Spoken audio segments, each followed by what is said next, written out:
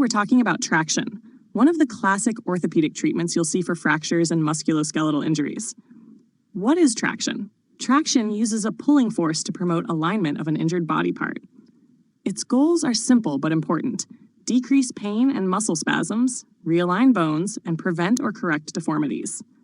There are two big categories: skin traction and skeletal traction. Skin traction is applied externally with foam boots, Velcro straps, or tape. It's a temporary measure, often used before surgery or to reduce spasms. Bucks extension traction is the most common example. Weights are light, usually 5 to 8 pounds. The key here is to check skin integrity, circulation, and for nerve pressure injuries.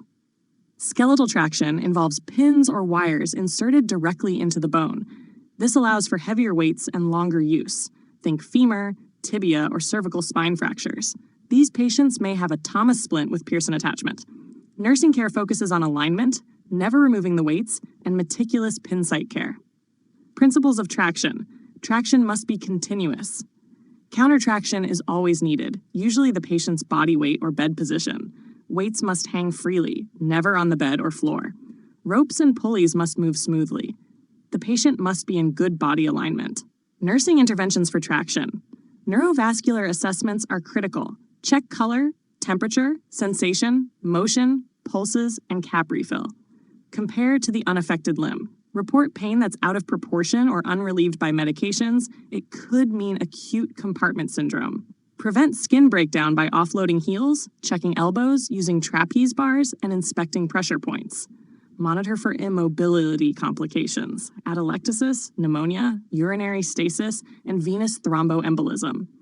Pin site care is especially important for skeletal traction. Use sterile technique and follow your facility's policy. Chlorhexidine solution is preferred unless contraindicated. Saline is the alternative. Some drainage is expected in the first 48 to 72 hours, but purulent drainage, foul odor, pain, or loosening pins must be reported. Crusting at the pin site should usually be left intact if uninfected, as it forms a natural barrier. Promoting exercise. Even though the limb is immobilized, patients should do trapeze lifts, ankle pumps, quadriceps and gluteal sets, and ROM for joints not in traction. Isometric exercises prevent muscle wasting and promote circulation. Finally, nursing management includes supporting the whole patient. Traction can cause anxiety. It looks intimidating and restricts independence. We help with self-care, provide reassurance, and create routines that maximize independence. Remember, never ignore a patient complaint of pain and traction. Never remove weights unless it's life-threatening, and always prioritize circulation and neurovascular status.